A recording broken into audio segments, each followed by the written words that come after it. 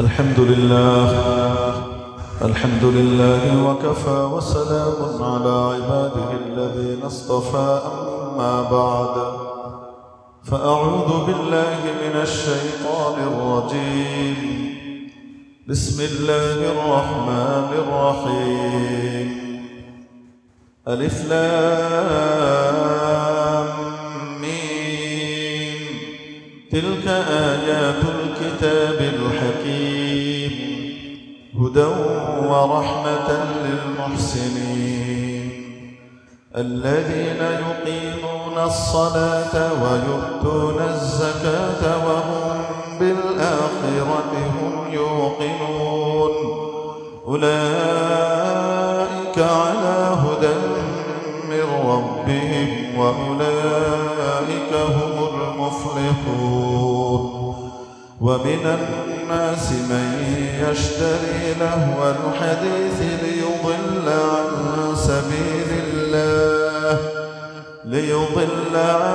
سبيل الله بغير علم ويتخذها هزوا أولئك لهم عذاب مهين وإذا تتلى عليه آياتنا ولى مستكبرا كأن لم يسمعها كأن في أذنيه وقرا فبشره بعذاب أليم صدق الله مولانا العظيم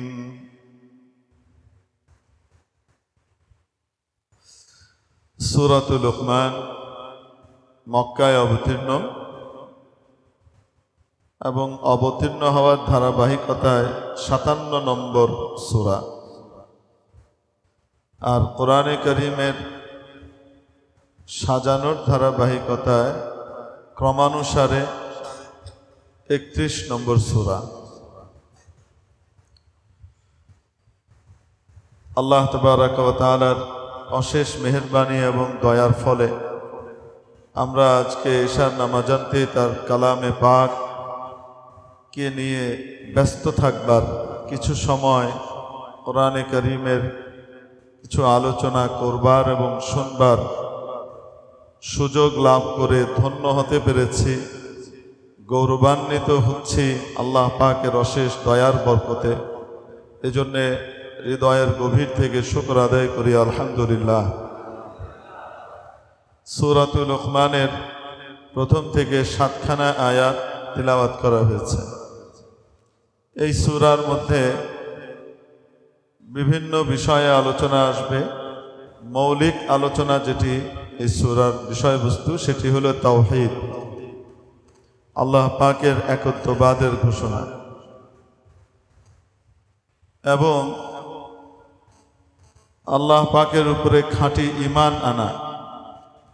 এই বিষয় নিয়ে মূলত আলোচনা হবে এই সূরার মধ্যে। প্রসঙ্গক্রমে শিরক থেকে পবিত্রতা অর্জন না করলে তো আর তাওহীদ হবে না, একত্ববাদ প্রতিষ্ঠা হবে না।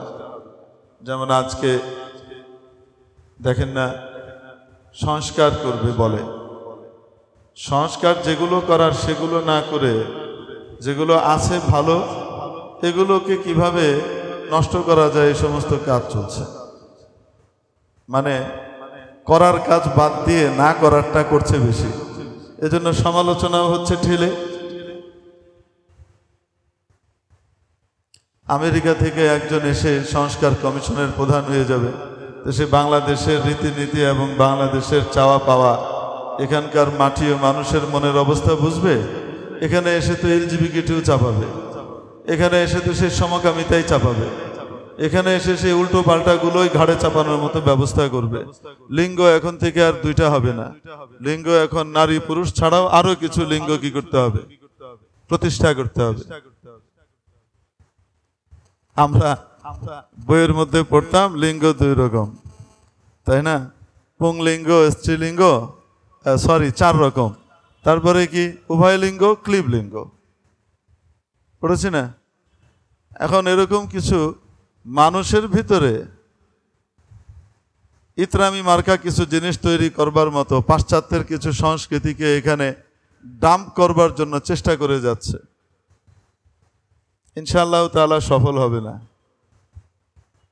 কি বলেন আপনারা? ইনশাআল্লাহ সফল হবে না। এদের সংস্কারের ভিতরে সংস্কার কি করছে? বহুত্ববাদ রাখতে হবে। সংবিধানে কি রাখতে হবে? বহুত্ববাদ। বহুত্ববাদ আর একত্ববাদ দুটো এক, আকাশ পাতাল ব্যবধান। আমেরিকার ডলারের ভিতরে লেখা থাকে অন গড উই ট্রাস্ট। তারা কিন্তু মৌলবাদী হয় না। তাদের রবের ঘোষণা তারা দিচ্ছে কোথায়? তাদের ডলারের ভিতরে, মুদ্রার ভিতরে অন গড উই ট্রাস্ট, আমরা গডে বিশ্বাসী।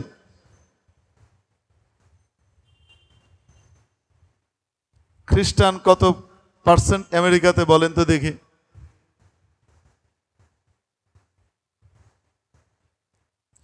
খ্রিস্টান কত পার্সেন্ট আমেরিকাতে?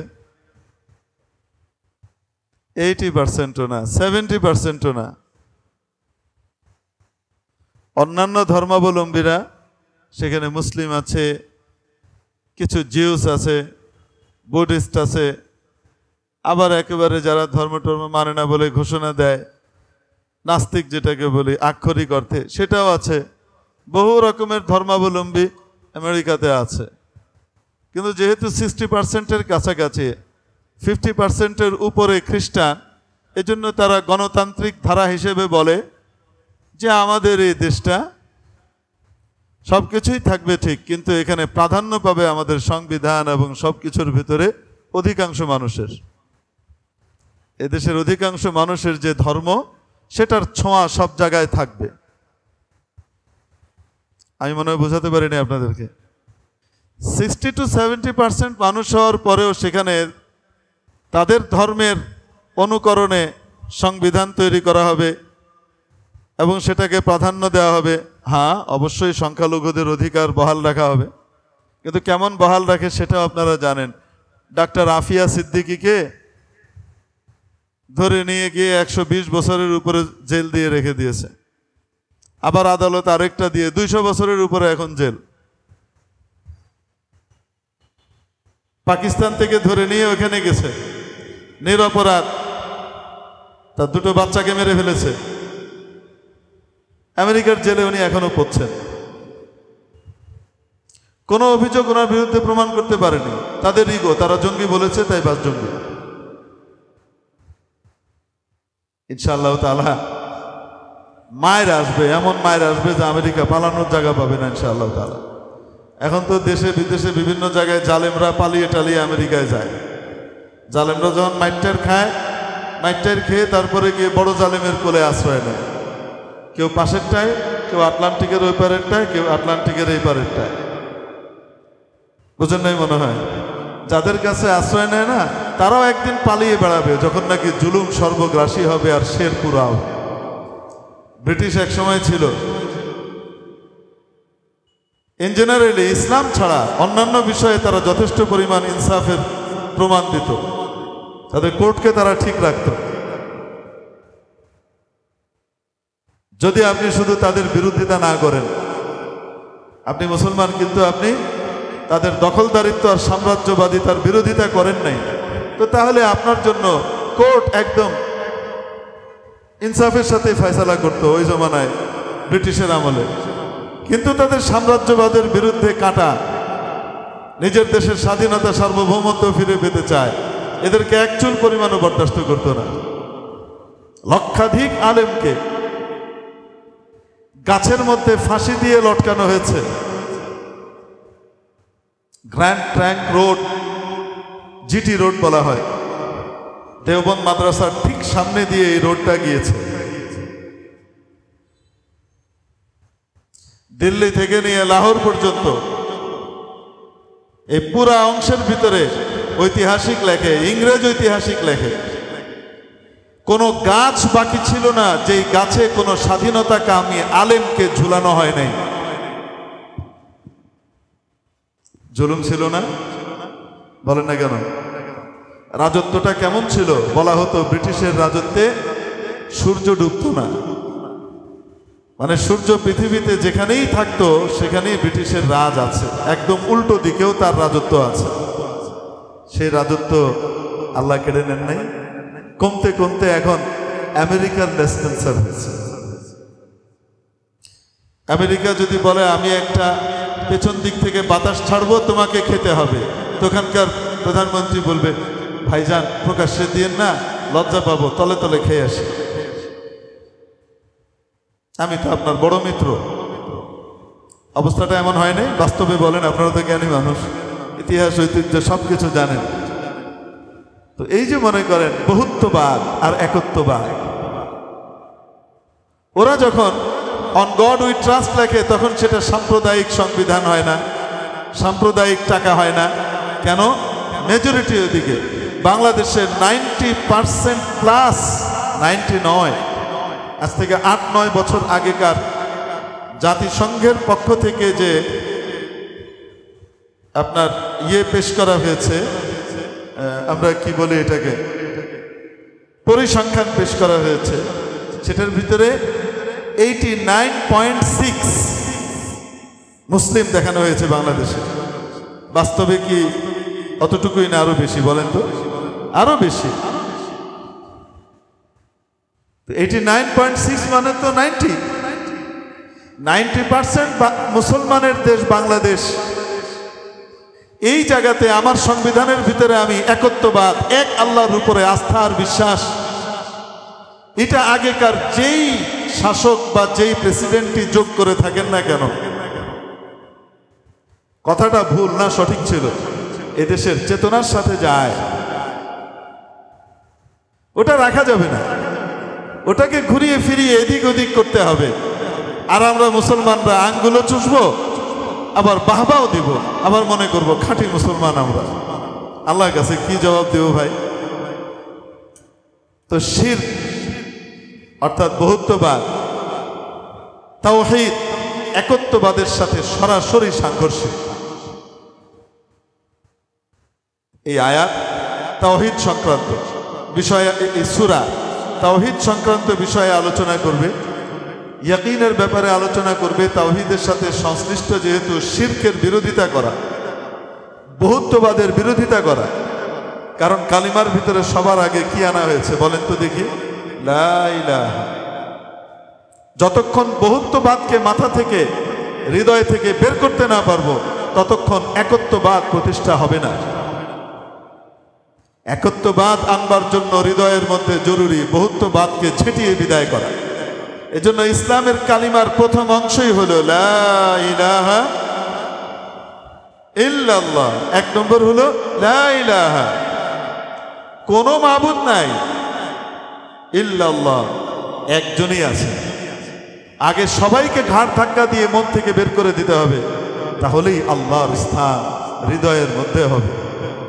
আর যখন আল্লাহ পাক হৃদয়ে চলে আসবে, সেই মুসলমানের দুনিয়া আখেরাতে কোনো চিন্তা, কোনো পেরেশানি নেই। তো এই জন্য শিরক এবং তাওহীদ দুটো পরস্পরের সাংঘর্ষিক। শিরক থাকলে তাওহীদ থাকবে না। এই জন্য প্রসঙ্গক্রমে এখানে হযরত লুকমান আলাইহিস সালাম তার সন্তানকে যে নসিহতগুলো করেছিলেন, সেগুলোর মধ্যে প্রথম নসিহত ছিল ইয়া বুনাইয়া লা তুশরিক বিল্লাহ, বৎস আল্লাহর সাথে কাউকে শরীক করবে না। মানুষকে শিরক থেকে মুক্ত করে তাওহীদের পথে আনতে হবে। এটা বুড়ো হওয়ার পরে নয়, ছোট্ট কাল থেকে, কচি অবস্থা থেকে। এই নজিরটা আল্লাহ পাক দেখাবার জন্যে হযরত লুকমান আলাইহিস সালাম তার সন্তানকে যে নসিহত করেছিলেন, সেই নসিহতটা এখানে লম্বা চওড়াভাবে প্রায় এই সূরার 1/4 এরিয়া ব্যাপী হযরত লুকমান আলাইহিস সালামের নসিহত মালা আসবে। সন্তানকে 1 নম্বরে কি শিখাতে হবে? তাওহীদ, শিরক থেকে মুক্তি। এটা কচি অবস্থা থেকেই শিখাতে হয়। দেখো আমার প্রিয় বান্দা লুকমান শিখিয়েছে লা তুশরিক বিল্লাহ, আল্লাহর সাথে কাউকে শরীক করবে না। ওয়াহদাহু লা শারীকা লাহ, তিনি একক অদ্বিতীয়, কেউ তার সমকক্ষ, তার কাছাকাছি, তার তুলনীয় এবং তার অংশীদার, তার শরীক কেউ নাই। এটা শেখানোর সময় বুড়ো হওয়ার পরে না, আগের থেকেই। এই সূরার মূল প্রতিপাদ্য বিষয় হলো তাওহীদ। এই তাওহীদ কিভাবে আমরা আমাদের ভিতরে বাস্তবায়ন করব, সেটার জন্য হযরত লোকমান আলাইহিস সালামের ঘটনাকে আল্লাহ তাআলা এক পৃষ্ঠা পরে দ্বিতীয় রুকু থেকে নিয়ে এসেছে।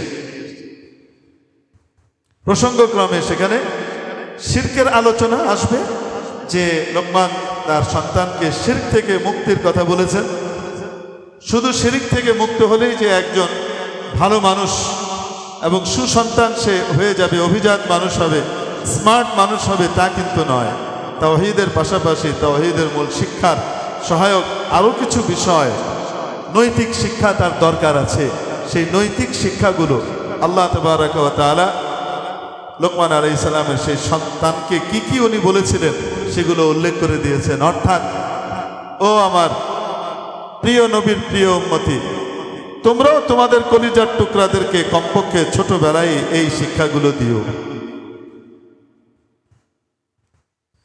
এবং ওনার নামে এই সূরার নামকরণ করা হয়েছে সূরাতুল লোকমান।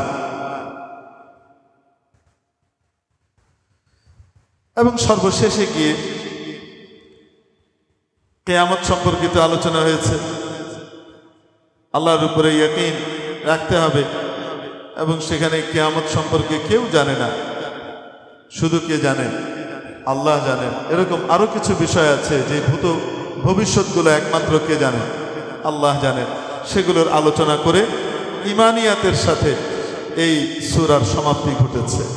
মাঝখানে যারা আল্লাহকে মেনেছে বা মানে তাদের জন্য কি পুরস্কার, এবং যারা অস্বীকার করে, মানে না, আল্লাহ নবীর পথ থেকে বিচ্যুত হয়, তাদের জন্য কি তিরস্কার, সেগুলোর আলোচনাও মাঝে এসেছে।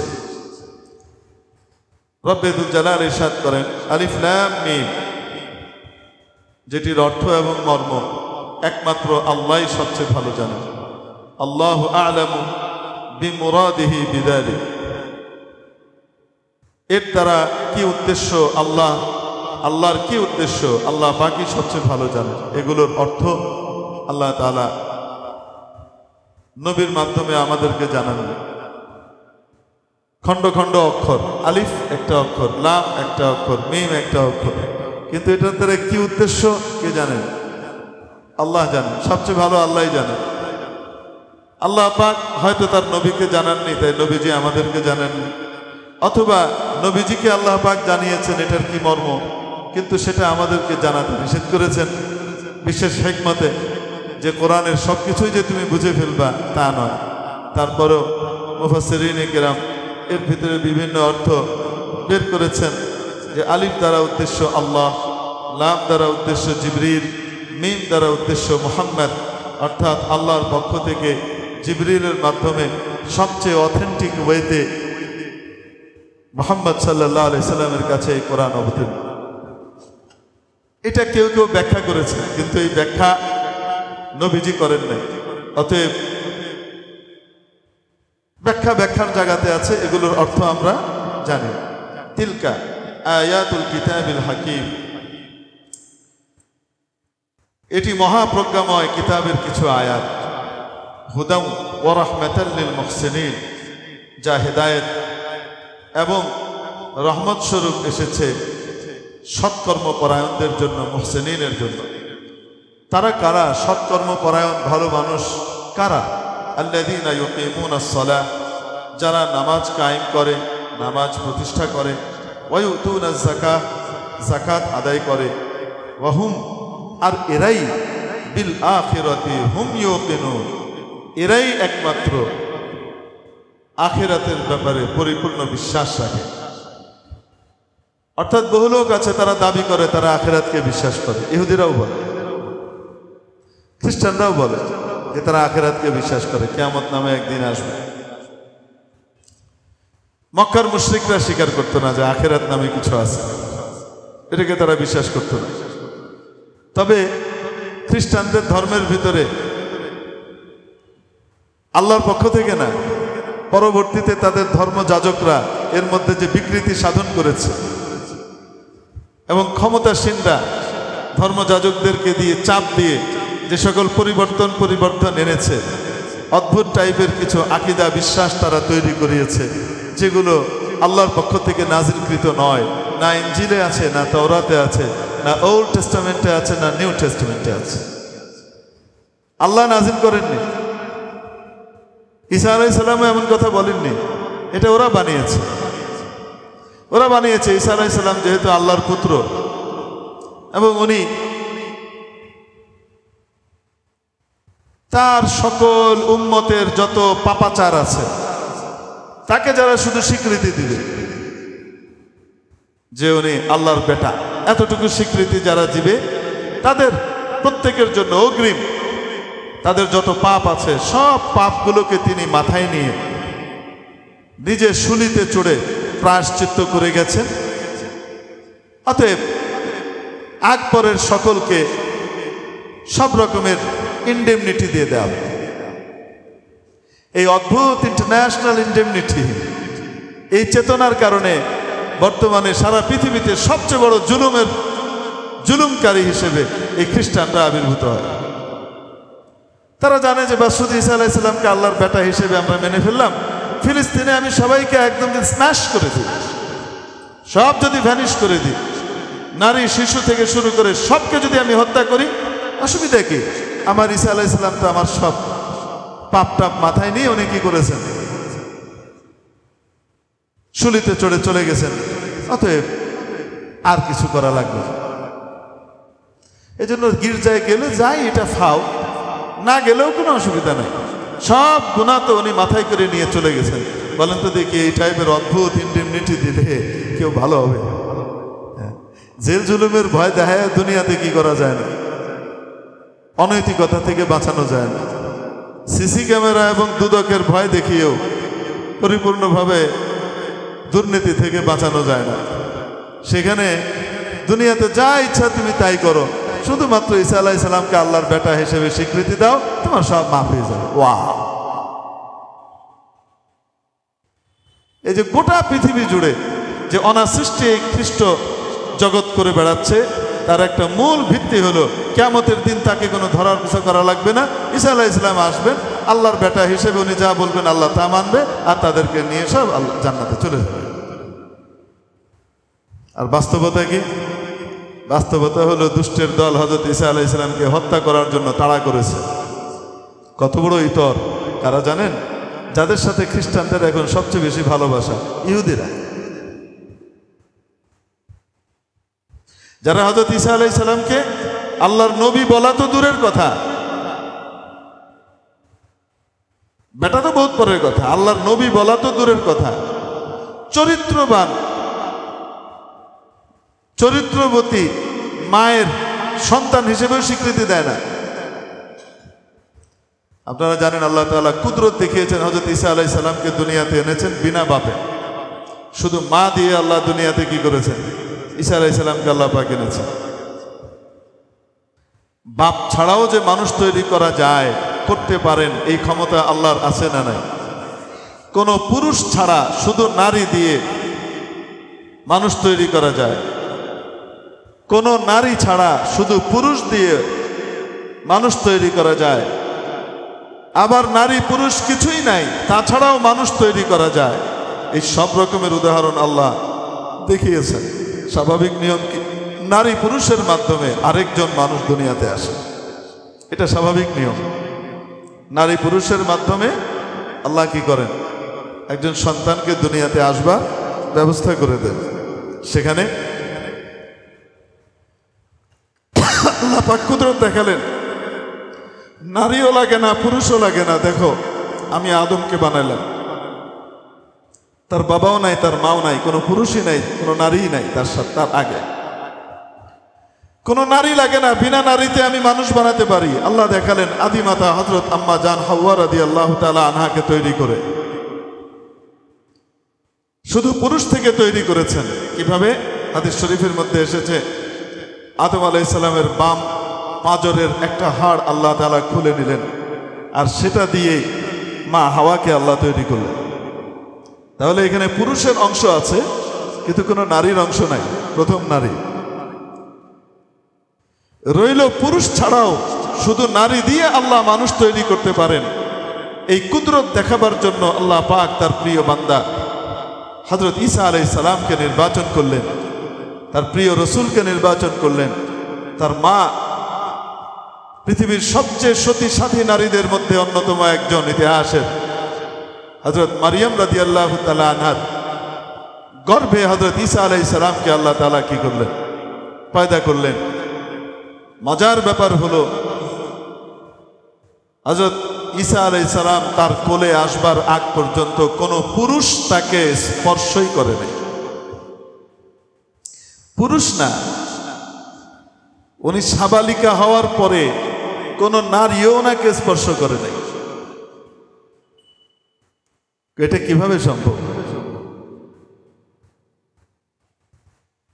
হযরত মারিয়াম ছিলেন বাইতুল মুকাদ্দাসের ইমাম, তৎকালীন কিবলা বাইতুল মুকাদ্দাসের ইমাম হযরত ইমরানের সন্তান।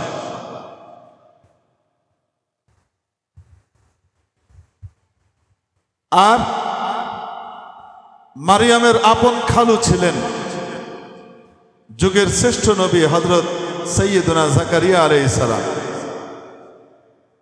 মারিয়াম পৃথিবীতে আসবার আগেই তার বাবাকে আল্লাহ দুনিয়া থেকে উঠিয়ে নিলেন। মারিয়াম যখন দুনিয়াতে আসলেন, বাইতুল মুকাদ্দাসের ইমামের সন্তানকে লালন পালন করবে, এটার জন্য কত মানুষ এগিয়ে আসলো। তারা প্রতিযোগিতা করতে লাগলো যে আমরা ওনাকে আমি নেব, আমি তত্ত্বাবধান করব, আমি লালন পালন করব, আমি অ্যাডাপ্ট নেব। এতজনের ঠেলাঠেলি চলছে। আল্লাহ পাক বললেন এভাবে তো হবে না, এক কাজ করো, কলমের পরীক্ষা হোক একটা। তো একটা পরীক্ষা হলো। সেই পরীক্ষায় হযরত সাইয়্যিদুনা জাকারিয়া আলাইহিস সালাম উত্তীর্ণ হলেন, বাকি সবাই ফেল মারল। এক রিওয়ায়াতের মধ্যে আসে, বলা হলো প্রত্যেকেই স্রোতস্বিনীর নদীর মধ্যে কলম ছুঁড়ে মারবে, যার কলম ভেসে যাবে স্রোতের টানে সে ফেল। স্রোতের বিপরীতে যার কলম স্থির দাঁড়িয়ে থাকবে, স্রোত তাকে ঠেলে নিতে পারছে না, যার কলম হবে আল্লাহর ফয়সালা, তার কাছেই মারিয়াম বড় হবে। দেখা গেল হযরত জাকারিয়া আলাইহিস সালামের কলম স্থির আছে। তো হযরত জাকারিয়ার কাছে উনি কে? আপন খালু। আপন খালুর কাছে লালন পালনের ফয়সালা হলো। আর যেহেতু হযরত মারিয়ামের আম্মা উনি পেটে থাকা অবস্থায়, গর্ভে থাকা অবস্থায় মানত করেছিলেন, আমার পেটে যা আছে তাকে আমি আল্লাহর ঘর বাইতুল মাকদিসের জন্য উৎসর্গ করব। আশা ছিল একটা ছেলে হবে, আমার স্বামীও ইমাম, সেও ইমাম হবে, বাইতুল মুকাদ্দাসের খেদমত করবে। ইন্নী নাযারতু লাকা মা ফি বাতনি মুহাররারান ফাতাকাব্বাল মিন্নি। তো দেখা গেল একটা মেয়ে হয়েছে, ছেলে হয়নি। তিনি খুব আক্ষেপ করে বললেন, হ্যাঁ আমার একটা মেয়ে হলো, তো এই মেয়ে বাইতুল মুকাদ্দাসের কি খেদমত করবে? মেয়ে মানুষ কি ইমাম হতে পারবে? ইমাম মুয়াজ্জিন কোনোটাই তো হতে পারবে না, তো ওখানে খেদমতটা কি করবে? হ্যাঁ, ইন্নী ওয়াদাতুহা উনসা, আমি একটা মেয়ে জন্ম দিলাম। আল্লাহ পাক খবর পাঠালেন, লাইসা যাকারু কাল উনসা, তোমার মনে কল্পিত যে পুত্র সন্তান, এ নারী সন্তান তার মতো না, তার চেয়ে অনেক বেড়ে। এ নারী সাধারণ নারী নয়, তোমার কল্পিত পুত্রের চেয়েও অনেক দামি এই নারী, সময় বলে দেবে। এখন লালিত পালিত হতে লাগলেন। দুধ খাওয়া শেষ হয়ে যখন একটু বড় হয়েছেন, এখন আল্লাহর ঘরের জন্য উৎসর্গ করা তাই করে দিলেন। এখন বাইতুল মুকাদ্দাসে কোথায় রাখবে তাকে? এজন্য বাইতুল মুকাদ্দাসের ঠিক পাশে দেয়াল ঘেঁষে একটা রুম তৈরি করা হলো মারিয়ামের থাকার জন্য। ওইটার চাবি একমাত্র হযরত জাকারিয়ার কাছে, আর কারো কাছে নাই, কোনো ডুপ্লিকেটও নাই। যেহেতু লালন পালনের দায়িত্ব ওনার কাছে এসেছে, আর ওনার স্ত্রী হলেন এই বাচ্চির খালা, যাবতীয় দেখাশোনার প্রয়োজন যেগুলো আছে সেগুলো হয়। আর এই গেট খুলে ঢুকেন, বের হন, তার যখন ওয়াশরুমে যাওয়া লাগে বা কোনো প্রয়োজন হয় তো উনি খুলে দেন, মারিয়াম তার কাজ শেষ করে চলে আসে, আবার ঢুকে। এভাবেই দিন চলছে। আর মারিয়ামের সম্মানার্থে ওই অঞ্চলে কোনো পুরুষও যায় না, এমনভাবে তৈরি করা। যেহেতু বাইতুল মুকাদ্দাসের দায়িত্বশীল হযরত জাকারিয়া নিজেই কি করছেন, তার তত্ত্বাবধান করছেন। একদিনের ঘটনা, মারিয়াম তখন সাবালিকা হয়েছেন, বড় হয়েছেন, গোসলের জন্য আলাদা একটা জায়গাতে গিয়েছেন। ওই জায়গাতে তো কোনো পুরুষ কখনোই যায় না। ওখানে গিয়ে যখন পর্দার ভিতরে গোসল করতে দাঁড়িয়েছেন, ফাতামাসসালা লাহা বাশারান সাবিয়্যা, আল্লাহ তাআলা বলেন আমি এক ফেরেশতাকে পাঠালাম। সেই ফেরেশতা সেখানে সুঠামদেহী এক পুরুষের বেশে দূরে দাঁড়িয়ে আছে। গোসলের সময় তো কাপড় চোপড় খুলবে, পানি টানি ঢালবে, এর ভিতরে এক পুরুষ এই জায়গাতে কিভাবে আসলো? উনি সাথে সাথে বললেন, ইন্নী আউযু বির-রহমান ইন কুনতি তাকিয়্যা, ইন্নী আউযু বির-রহমানি মিনকা ইন কুনতা তাকিয়্যা, আমি রহমানের আশ্রয় প্রার্থনা করছি, যদি তুমি আল্লাহকে ভয় করো এখন এখান থেকে বেরিয়ে যাও। ওই দূরে দাঁড়ানো ফেরেশতা বলছেন যে আমি মানুষ না, আমি ফেরেশতা, আল্লাহ আমাকে পাঠিয়েছেন লিআহাবা লাকি গুলামান যাকিয়্যা, যেন অতি পবিত্র এক সন্তান আমি তোমাকে ট্রান্সফার করতে পারি। উনি বললেন আমার সন্তান হবে, এটা কিভাবে সম্ভব? লাম ইয়ামসাসনি বাশার, আমি সাবালিকা হওয়ার পরে তো আমাকে কোনো মানুষই টাচ করে নাই, নারী পুরুষ নির্বিশেষে। বাশার মানে মানুষ, এটা দিয়ে বোঝা যায় না কোনো নারী টাচ করেছে না কোনো পুরুষ টাচ করেছে, কেউই তো টাচ করে নাই। আর সন্তান হবার জন্য তো বিশেষ প্রক্রিয়া আছে, আপনারা তো জানেন, শুধু টাচ না, আরো অনেক কিছু সেখানে আছে। আমার সন্তান কিভাবে হবে? ফেরেশতা বলেন কাযালিক ক্বালা রাব্বুক হুয়া আলাইয়া হায়্যিন, এভাবেই হবে, কোন পুরুষ তোমাকে টাচ করা ছাড়াই হবে। আর তোমার রব বলেছেন এটা ওনার জন্য একেবারে সহজ। তো এখান থেকে ফেরেশতা বলেছেন আপনি হাঁ করেন।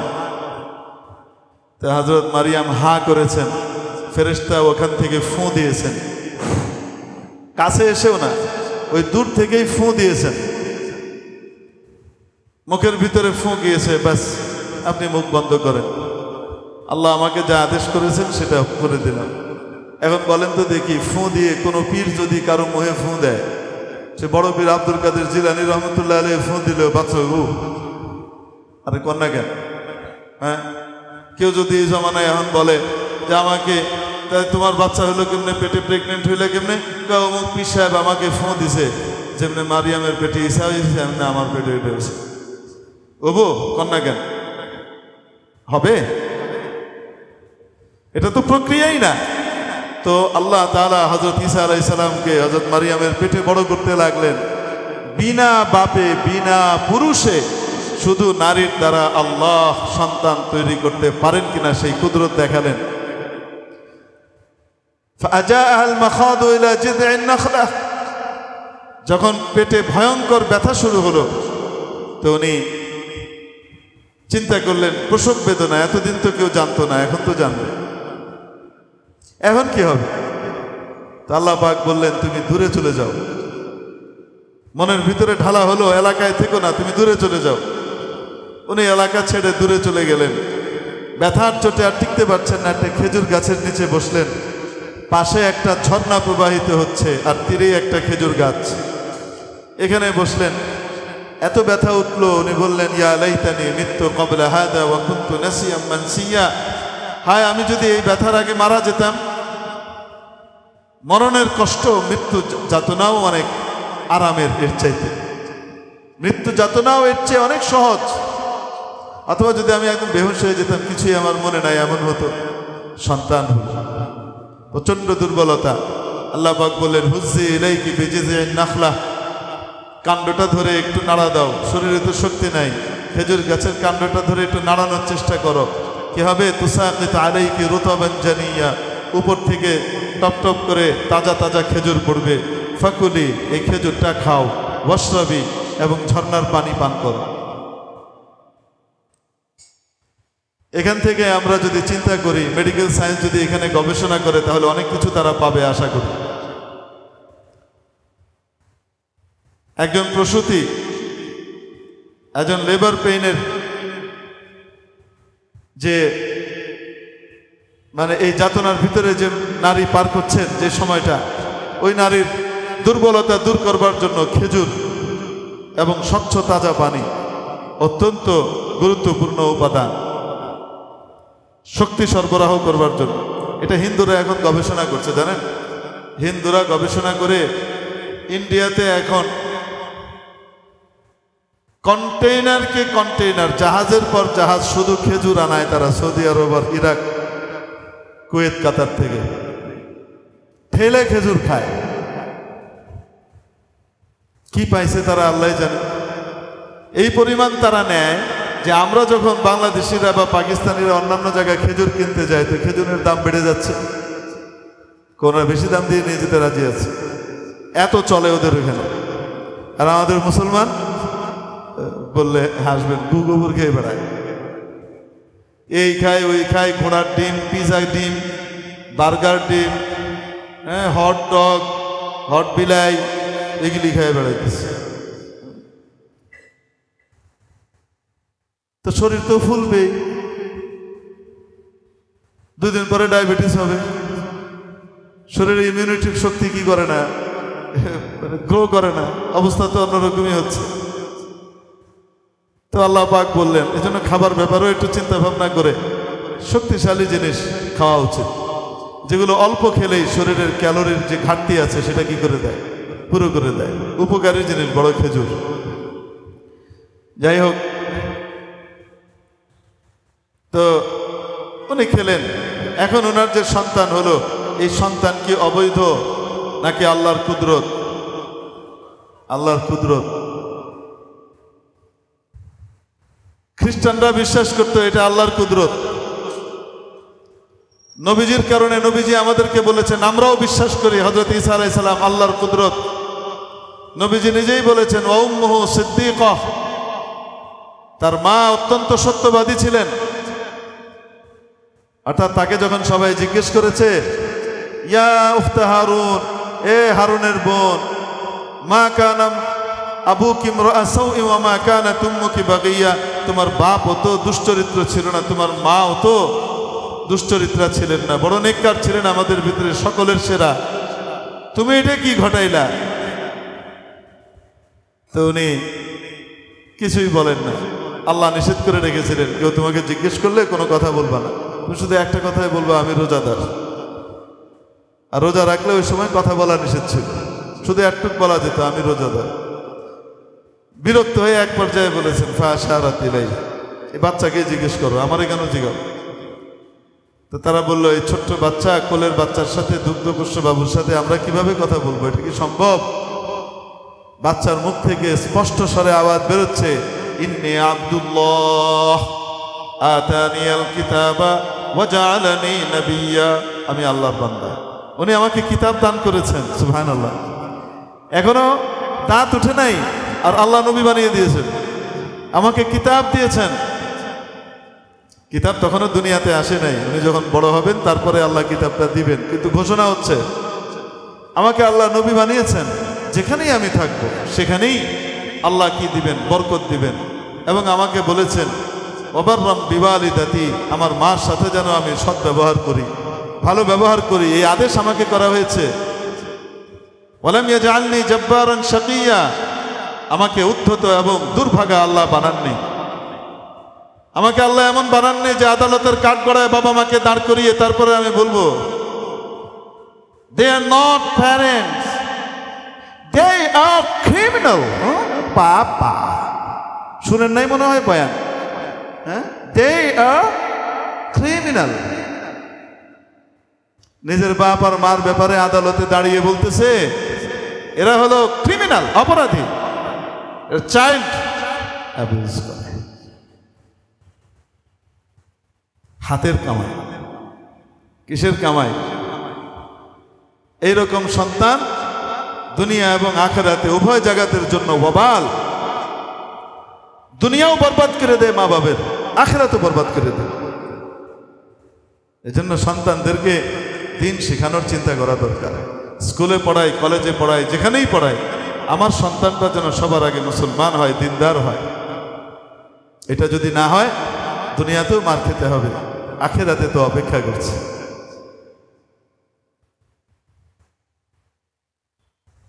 পড়লাম পত্রিকাতে, মা মাটির দিকে তাকিয়েছিল যখন এগুলো সে বলছে, আর বাপ হতবিহ্বল হয়ে,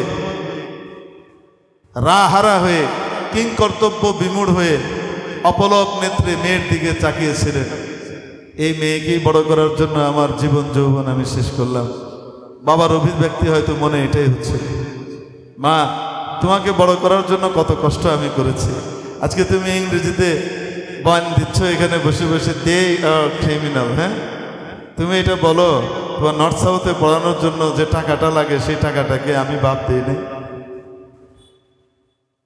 আজকে তুমি আমাকে আমেরিকা পড়তে যাবা, মালালা ইউসুফ জাই হইবার চাও না? ওর মাথার ভিতরে শয়তান ঢুকছে। শয়তান ঢুকছে মানে কি, সে মালালা হইবার চায়। ইউনুস সাহেব আছেন, আমেরিকাও একটু ভালো ইয়েতে আছে, এখানে কিছু উল্টাপাল্টা সংস্কৃতি যদি ঢুকানো যায়, ডাম্প করা যায়, এগুলোর জন্য প্রক্রিয়া চলতেছে অলরেডি, এগুলো তো চলছে। তো এখন এই সময় বিশ্ব তো এদিকে তাকিয়ে আছে। কি মজার জিনিস, আপনি একটু লক্ষ্য করে দেখেন, এটা কখনো কাকতালীয় বিষয় নয়, তাকে তৈরি করা হয়েছে। এদেশে জাতিসংঘের ইউনাইটেড নেশনের মানবাধিকার কমিশন এর স্থায়ী অফিস খুলতে যাচ্ছে। দেশের আপামর জনসাধারণ বাধা দিচ্ছে। তারা জানে এরা যেখানেই গিয়েছে সেখানে গিয়ে ওয়েস্টার্ন কালচার চাপিয়ে দিয়েছে এবং তাদের কালচারের বিপক্ষে দেশীয় কালচারকে যারা প্রমোট করেছে তাদেরকে মানবাধিকারের খড়গের ভিতরে ফেলে, যত বড় শক্তিশালী সরকারই হোক না কেন তাদেরকে বিভিন্নভাবে পর্যদস্ত করেছে। দেশের সরকারকে নতজানু বানিয়ে রেখেছে যেখানে তারা গিয়েছে। ইন্ডিয়া জায়গা দেয় না কেন? পাকিস্তান জায়গা দেয় না কেন? পৃথিবীর কোন শক্তিশালী রাষ্ট্র জায়গা দেয় না কেন এদেরকে অফিস বানাতে? প্রশ্ন আপনাদের আসে না?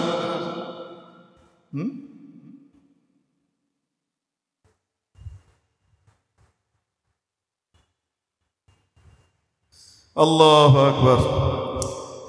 তো এটা নিয়ে তো প্রতিরোধ প্রতিবাদ চলছে।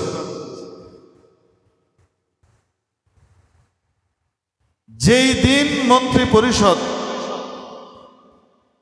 মানে উপদেষ্টা পরিষদ তাদের ক্যাবিনেটে তাদেরকে অনুমোদন দেয়, ঠিক সেই দিনই এই মেয়ে কোর্টে দাঁড়িয়ে এই কাজ করে। সবকিছু কাকতাল আপনারা মনে করেন? মেয়েটা দাঁড়িয়ে বলছে সে নিরাপদ না, সে তার বাপ মায়ের কাছে নিরাপদ না। তাহলে তার অধিকার রক্ষা করার জন্য জাতিসংঘ ছাড়া আর কে আছে? তাই জাতিসংঘকে দরকার। মানবাধিকার কমিশনের কত প্রয়োজন এদেশে তাদের অফিসের। এটা আপনার আমার মাথায় ঢোকাবার জন্য শুধু গ্রাউন্ড ওয়ার্ক করা হয়েছে, আর কিছু না। ঠিক সেই দিনই এটা ঘটানো হয়েছে।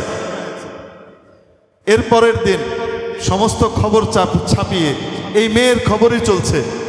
তারা যে তলে তলে দিয়ে দিয়েছে, এটা নিয়ে মানুষের কথা বলার তেমন সুযোগটা কোথায়? ব্যাস ডাইভার্ট করে দিছে। কত দরকার এদেশে মানবাধিকার প্রতিষ্ঠার জন্য, ওদেরকে কত দরকার। এজন্য এগুলো সব চেইন সিরিয়ালি। আপনি জীবনে বাংলাদেশে কোনোদিন দেখেছেন কোনো সন্ত্রাসীকে এইভাবে পাথর মেরে মেরে জনসম্মুখে হত্যা করে? আজ পর্যন্ত দেখেছেন? বলেন না কেন? বহুভাবেই হত্যা করে। দিনের বেলা যদি কাউকে হত্যা করা হয় কোপ দিয়ে হত্যা করে, অথবা গুলি করে দিয়ে যায়। জনসম্মুখে সকলের সামনে পাথর মেরে মেরে সময় নিয়ে রসিয়ে রসিয়ে হত্যা করে কোনোদিন দেখেছেন? হঠাৎ এই জিনিস এরকম জিঘাংসা মার্কা কাজ ঘটে গেল। আমরা তো সবাই আমাদের দৃষ্টি ঘুরাই দিয়েছি। আমরা লন্ডনে গেলেইতেছি, তারপরে লন্ডনের থাকা এখানকার দলের লোকদেরকে গেলেইতেছি, সবই করতেছি। আমরা খুব সহজ সরলভাবে সমীকরণে হিসাব করি। এত সরল না রাজনীতি। জিও পলিটিক্স এত সরল না, অনেক গরল। এগুলো সব চেইন, আরো দেখবেন সামনে, অপেক্ষা করে। যতক্ষণ পর্যন্ত আপনাদের মুখ থেকে বের না হবে না মানবাধিকার কমিশন এর অফিস এখানে হওয়াটা খুবই দরকার, এর সপক্ষে মিছিল না করবেন আপনারা সবাই মিলে, ততক্ষণ পর্যন্ত একটার পর একটা এই জিনিস ঘটবে। লিখে রাখেন, আজকের তারিখ সহ আপনি লিখে রাখেন, আজকের পর থেকে মিলিয়েন একটার পর একটা। এমন সব বিভৎস এবং নৃশংস জিনিস ঘটবে আপনি কল্পনাই করতে পারবেন না। আপনি দেখবেন বাপ তার ছেলেকে মেরে ফেলেছে, মা তার নিজের বাচ্চাকে মেরে ফেলেছে, এরকম ঘটনা অহরহ আসতে থাকবে, অহরহ আসতে থাকবে। আপনি দেখেন, এবং আমরা ওই রিমান্ডের বিবৃতিটাকে বিশ্বাস করব। আপনারা মনে করেন না যে এই চরিত্র চেঞ্জ হয়ে গেছে? চরিত্র কিন্তু চেঞ্জ হয় নাই, বুঝতে পারছেন? এখনকার সরকার যদি বলে এটা করতে হবে, এইটা দেখাইতে হবে, তো ওই জি হুজুর পার্টি আছে ওইটা দেখানোর জন্য, ওই লোক নিজের রিমান্ড বিক্রি করার জন্য আইন শৃঙ্খলা বাহিনীতে ওরকম লোক এখনো বিদ্যমান আছে, তারা আছে, তারা করবে। এক মা তার সমস্ত ছেলেদের বাচ্চাদেরকে এবং তার স্বামীকে জবাই করে দিয়েছে, সিলেটের ঘটনা। আমরা তখন ভিতরে যাইনি, তার আগের কথা বলি। কি ভয়ঙ্কর বিভৎস বিষয়! যিনি করেছেন তিনি বোরকা পরিহিতা, তিনি সরেই পর্দা করেন, তার চোখও দেখা যায় না, কিন্তু তিনি এটা ঘটিয়েছেন। পত্রিকায় আসলো, আমরা সবাই ছিছি ছিছি করতে লাগলাম, এমন কাজ, এটা কেমন করে? এইরকম ঘটনার উপরে মসজিদের ভিতরে আমি বয়ানও দিয়ে ফেললাম, সবাই দিল। এরকম জঘন্য কাজ, কিয়ামত কাছায় গেছে মোটামুটি। আমার এক আত্মীয় আমাকে বললেন, আমি তো ওকে চিনি, ও তো এরকম করার কথা না, এখানে অন্য কিছু আছে। আমরা বিশ্বাস করি নাই, আমরা বলছি যে না, কি বলো না বলো, কিছু নাই। শেষে ঠিকই বেরোইলে অন্য জিনিস, এই মেয়ে এই কাজ করেই নি। কিন্তু বহু পরে সেটা প্রমাণ হইল, তার আগে তো বদনাম যা হওয়ার সব তো হয়েই গেছে। এই জন্য পুলিশের সামনে থেকে স্টেটমেন্ট দিয়ে দিল, এরকম করে দাঁড় করে রাখছে, এখানে ইয়ে আছে, পাশে দুজন এরকম করে দাঁড়িয়ে আছে, আর একজন বক্তব্য দিয়ে দিলেন, এই হয়েছে, এই স্বীকারোক্তি দিয়েছে, আমরা আরো তথ্য খুঁজে পাচ্ছি, এগুলোর বেশিরভাগই ভুয়া, বেশিরভাগই ভুয়া। ইল্লা মাশাআল্লাহ কিছু সহি। কোনো কোনো সময় তো চাপ থাকে, এটা দেখাইতে হবে, পলিসির অংশ থাকে, যেমন এটা পলিসির অংশ। এখন বিভৎসটা দেখাইতে হবে, এটা পার্ট অফ পলিসি। কেন? জাতিসংঘ মানবাধিকার কমিশনকে এখানে স্থায়ী জায়গা দিতে হবে, এটার প্রয়োজনীয়তা বোঝাবার জন্য। একটার পর একটা ঘটবে, দেখতে থাকেন।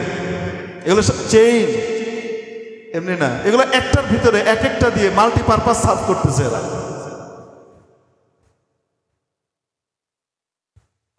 হুজুর একবার ভিতরে গেছেন, আবারও মনে হয় যাবেন, কি করব বলেন? কপালে যদি লেহা থাকে কেউ ঠেকাইতে পারবে? আর কপালে যদি লেহা না থাকে তো কেউ চাইলেও নিতে পারবে না। কিন্তু আল্লাহ পাক যতদিন রেখেছেন ততদিন হক কথা, সত্য কথাগুলো তো বলতে হবে। এই সত্য কথাগুলো না বললে জাতি তো বিভ্রান্ত হবে।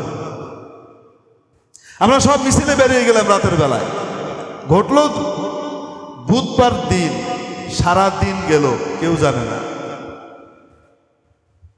বৃহস্পতিবারও গেল, তাও কেউ জানে না, সময় মতো ছাড়লো দুপুর বেলায়। বৃহস্পতিবার রাত্রে সব হই হট্টগোল শুরু হয়ে গেল, মিছিল শুরু হয়ে গেল। কি নিয়ে? পাথর আর লন্ডন লইয়া। কেন? এর পরের দিনই আলেম ওলামা সহ সকলের মিছিল, স্বতঃস্ফূর্তভাবে সারা দেশের অনেকের মিছিল হওয়ার কথা ছিল। কি নিয়ে? জাতিসংঘ মানবাধিকার কমিশনকে যে অনুমতি দেওয়া হয়েছে এটার বিরুদ্ধে। এর পরের দিনে এটা হওয়ার কথা শুক্রবার দিন, অতএব ওইটা যেন না হয়, বুঝেন নাই মনে হয়? ওইটাকে সুন্দর করে ডাইভার্ট করে ঘুরায় দেওয়া হয়। আমরাও ঘুরে গেলাম, কত সুন্দর করে আমাদেরকে কান ধরে এরকম করে, যে ছাগলে যেমন, শিয়াল যেমন ছাগলরে আস্তে করে কান ধরে টেনে লয়ে যায়, আমাদেরও ওইরকম কান ধরে লয়ে এমনি ঘুরায় আর অমনি ঘুরায়। কিছু মানুষ খেলে, আমরা খেলার অংশ হই। আল্লাহ আমাদের দেশটাকে, জাতিকে হেফাজত করে। এরা যেখানে গিয়েছে আর বসেছে সেখান থেকে কখনো বের হয়নি। তাদের পক্ষ থেকে, সরকারের পক্ষ থেকে আমাদের আলেম ওলামাদের সাথে কথা বলার জন্য করেছিল, এসেছিল আমাদের এখানে। তা আমরা সেই উপদেশটাকে ধরেছি খুব ভালো করে, আমাদের বাড়ি ধারাতেই ধরা হয়েছে এবং বলা হয়েছে ওনার মেয়াদ আছে 6 মাস। 6 মাসের জন্য যদি দেওয়া হয়, এর ইতিহাস হলো যেখানে ঢুকছে বেরোয় নাই। তারা মোটামুটি সামনের 2.5 বছরের জন্য তাদের প্রজেক্ট আছে, প্রজেক্ট শেষ হলে চলে যাবে। আজ পর্যন্ত প্রজেক্ট শেষ হলে কোথা থেকে গেছে? যায় কার স্বার্থে আমরা এদেরকে আনতে চাচ্ছি? বলে আনলে নাকি হাসিনার বিচার করার নিতে হবে। হাসিনার বিচার করার জন্য কি ওখান থেকে আনতে হইব? আমাদের দেশের বিচারপতিরা যথেষ্ট না? কি বলেন আপনারা? এই সময় তো ভুম ভাং ভুক দেখাইতেছে, আর আমরা কি করতেছি? গিলে ফেলতেছি। আসলেই ওর বিচারের জন্য দরকার। কালকে তোমার দাড়ি টুপির উপরে আসবে সময় মতো। প্রত্যেক দিন খাবার নিতে গেলে মানুষ মারতেছে। সেইখানে ফিলিস্তিনে তাদের এই মানবাধিকার দপ্তর আছে, একটা শব্দ বলে না হারামখোরের দল। প্রত্যেক দিন মারছে, খাবার নিতে যায় সেই শিশুদেরকে আর বাচ্চাদেরকে মারতেছে, হত্যা করতেছে। এটার ব্যাপারে তারা কিচ্ছু করতে পারে না। তুই মানবাধিকার আগে ফিলিস্তিনের প্রতিষ্ঠা করে আয়, আমাদের দেশে ওয়েলকাম জানাবো। তার আগ পর্যন্ত জায়গা নেই। আপনাদের কোনো সন্দেহ আছে? আসতেছে। এদের উদাহরণ আপনাদেরকে আমি খুব পরিষ্কার করে বলে দিই। বাদশাহ জাহাঙ্গীরের আমলে তারা এসে প্রথম ব্যবসায়িক কুঠি, আমরা এখানে ব্যবসা করি, একটু বসার জন্য আমাদেরকে একটা জায়গা দেন, একটা জায়গাতে আমরা নিরাপদে থাকতে চাই, আমরা এখানে বসে ব্যবসা করব আপনাদের সাথে। সর্বপ্রথম সম্রাট জাহাঙ্গীরের আমলে তাদেরকে কুঠি বানানোর অনুমতিটা দেওয়া হলো। জাহাঙ্গীরের পরে শাহজাহান আসলো, শাহজাহানের পরে আওরঙ্গজেব আসলো। এই 3 পরম্পরার ভিতরে তারা তাদের শক্তি জমায়েত করলো। আওরঙ্গজেবের পরে চুপচাপ বসেছিল, আওরঙ্গজেবের আমল পর্যন্ত কিছু করেনি, চুপ করে বসেছিল। আওরঙ্গজেবের পরপর দুর্ঘটনা ঘটলো। যারা ক্ষমতায় আসীন হওয়ার কথা, তারা কেউ অপঘাতে মারা গেল, কেউ এমনি মারা গেল, পটাপট নেতৃত্ব শূন্য হইল। বাদশাহ বাহাদুর শাহ জফরের আমলে এসে তারা পুরাটুকু ক্যাপচার করে আসছিল তো ব্যবসায়ীর শুরুতে। আজকের এই হিউম্যান রাইটস কমিশন, ইউনাইটেড নেশনের যে কমিশন, এটাকে জায়গা দিবা, তাহলে বুঝতে হবে যে আজকে নীলকুঠির এখানে স্থাপন করে দেওয়া হলো, আগামীতে আমার দেশের স্বাধীনতা বিপর্যয়ের কারণ হবে এই জিনিসটা। এরা ঢুকে, এরা এমনি বের হয় না। এরা আল হয়ে ঢুকে ফাল হয়ে বের হয়। এরা হলো এই জিনিস। আমাদের দেশে যে আইন আছে, মানবাধিকারের আইন, সেই আইনটাই যদি শুধু প্রতিষ্ঠা করা হয়, জুডিশিয়াল সার্ভিসকে যদি পরিপূর্ণ স্বকীয়তা দিয়ে দেওয়া হয়, তাহলে আমার দেশে ইনশাআল্লাহ তাআলা ইনসাফ অনেক বেশি পরিমাণে চলে আসবে। এরা আসলে গুমখুন হবে না, আর এরা না থাকলে গুমখুন হবে। হ্যাঁ, গুমখুন হয়তো কিছু কমবে। কারা গুম হবে জানেন? আপনাদের ইসলামিক স্কলাররা গুম হবে। ওইটা নিয়ে একটু শব্দ তারা করবে না। এরা যদি মানবাধিকারের পক্ষের হয়ে থাকে, তাহলে 2013-তে 5ই মের কালো রাতে, যখন 26শে মার্চের 1971-এর 26শে মার্চের কালো রাতের 25শে মার্চের কালো রাতের নৃশংসতাকে হার মানিয়ে ফেলা হয়েছে। 1,54,000 বুলেট, এটা হলো তাদের হিসাব মতো, বেহিসাবে আর কত, যে রাত্রে, এক রাত্রে ব্যয় করা হয়েছে। সেই রাতে, ওই সময় সন্ধ্যার সময় তৎকালীন বিরোধী দলীয় নেত্রী খালেদা জিয়া যাওয়ার কথা ছিল। এখানে কি করবেন উনি? সংহতি জানাবেন। বুঝাইতে পারি নাই যে এই ওয়েস্টার্ন এম্বাসির পক্ষ থেকে তাদের সৃষ্ট দালালরা, স্ট্যান্ডিং কমিটির মেম্বাররা, ব্রিগেডিয়ার জেনারেল আব্দুল হান্নান শাহ আর ব্যারিস্টার রফিকুল ইসলাম মিয়া সহ আর 2-1 জন, এরা বাদে বাকি সবগুলা বলেছে। এই যে আপনাদের মহানায়ক সাদেক হোসেন খোকা, এটা মহানায়ক ছিল, এটা চাপ দিয়ে বলেছে না আপনি যাবেন না ম্যাডাম, সমস্ত এমবেসির পক্ষ থেকে নিষেধ করা আছে, আপনি যেন না ওঠেন, মোল্লাদের এটার উপরে সাপোর্ট নাই। ব্রিগেডিয়ার জেনারেল আব্দুল হান্নান সাহেব বলেছিলেন ম্যাডাম এত বড় বেইমানি করলে আল্লাহ আমাদেরকে দুনিয়াতে রাখবে না, আমাদেরকে সাজা পেতে হবে, এটা বেইমানি। আমরা বলছি নবীর ইজ্জত রক্ষা করবার জন্য, আমরাও তাদেরকে সাপোর্ট দিব, যেহেতু আমরা বলছি বইলে আমরা পিছিয়ে চলে আসা এটা উচিত হবে না, কিন্তু আসতে দেয় নাই। উনি শুধু নিজের গায়ের জোরে একটা কাজ করছেন, আমি আসতে পারি নাই, তোমরা আসো, বলে দিছেন তোমরা আসো দলীয় কর্মীদেরকে। কেন ওই ভিতরের কথাটা আপনাদেরকে আজকে বলছি, এই জন্য বলছি এরাই বাধা দিয়েছিল এবং ওই রাতের হত্যাযজ্ঞের জন্য তৎকালীন সরকারকে ব্ল্যাঙ্ক চেক দিয়ে একদম ব্ল্যাঙ্ক সিগনেচার দিয়ে দিয়েছিল এরা। এদের মানবাধিকার আর ইসলামের মানবাধিকার এক নয়। ইসলামের মানবাধিকার কি? সন্তানকে স্নেহ করতে হবে, আদর করতে হবে, কিন্তু রসুল বলছেন শাসনের লাঠিটা লটকিয়ে রাখো। রসুল বলছেন 7 বছর বয়স হলে নামাজের আদেশ করো, 10 বছরে পৌঁছার পরে নামাজ না পড়লে পিট্টি লাগাও, ওয়াদরিবুহুম ইযা বালাগু 10। সন্তানকে ভালো করবার জন্য সন্তানকে যদি মা বাবা প্রহার করে, মা বাবার অনেক কষ্ট হয়, কিন্তু মনে খুব কষ্ট লাগে, বাচ্চাটাকে মারলাম, খুব খারাপ লাগে, কিন্তু প্রয়োজনীয় প্রহার যেটা সেটা যদি করে আর শাসন করে, এটার বিনিময়ে বাবা মা সৎকার সওয়াব পায়। এটা হলো ইসলামের মানবাধিকার।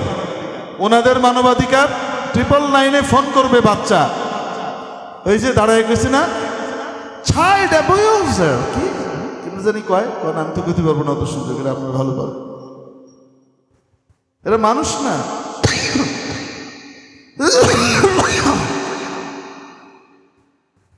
পুলিশ আসবে, আমেরিকা ইউরোপের কথা বলছি, 999-এ ফোন করে যদি বলে যে আমাকে আমার বাবা মা কি করছে, অত্যাচার করছে, মানসিকভাবে আমাকে হ্যারাস করছে, পুলিশ চলে আসবে। পুলিশ চলে এসে একবার বাবা মাকে ধরে নিয়ে যাবে, 1-2 দিন রেখে 3 দিন রেখে তারপরে ছেড়ে দিবে, তারপরে আরেকবার যদি করে তো আরেকবার নিয়ে যাবে, তারপরে গ্রেপ্তার করে নিয়ে জেল থেকে কিছুদিন ঘুরে আবার নিয়ে আসবে। এরপরে যদি আরেকবার 999-এ ফোন করে, 3য়বার হলে এবার বাচ্চাকে তারা নিজেদের কাস্টডিতে নিয়ে যাবে। তোমরা বাচ্চাটা লালন পালন করতে পারো না, এটা আমরা পালন করব। এই মানবাধিকার বাংলাদেশে চালু হোক, আপনারা চান তো ইনশাল্লাহ? এই টাইপের মানবাধিকার আমাদের বাংলাদেশে চালু হোক, চান? ওদের মানবাধিকার তো ওইটা।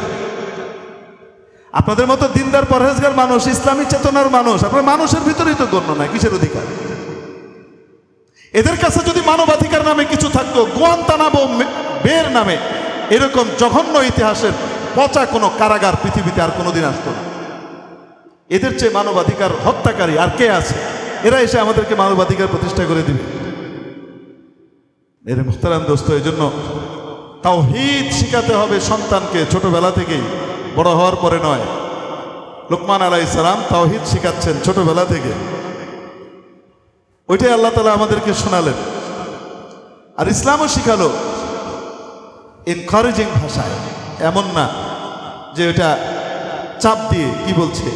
যার প্রথম কালিমা হবে লা ইলাহা ইল্লাল্লাহ, প্রথম বাক্য হবে লা ইলাহা ইল্লাল্লাহ, মুখ ফোটার পরে দ্বিতীয় বাক্য আবার সর্বশেষ বাক্যটা হবে লা ইলাহা ইল্লাল্লাহ, দাখালাল জান্নাত, তার মাঝখানে কোনো হিসাব নেওয়া হবে না, জান্নাতে চলে যাবে। তার মানে কি? বাবা মাকে শিখাচ্ছে যে তোমার বাচ্চাটার প্রথম কালিমাটা যেন লা ইলাহা ইল্লাল্লাহ হয়, এটার জন্য তুমি পরিবেশ দাও। তাওহীদ।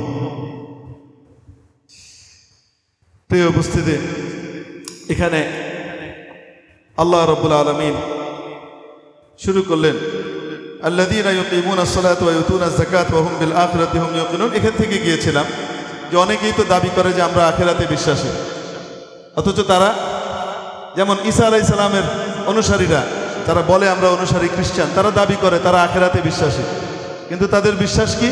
বিশ্বাস হলো ঈসা আলাইহিস সালাম সমস্ত সিন এবং পাপ উম্মতের যা আছে এগুলো সব উনি নিয়ে শুলিতে চলে গেছেন। ঘটনা কি হয়েছে? ইহুদিরা হযরত ঈসা আলাইহিস সালামকে হত্যা করার জন্য তাড়া করেছে।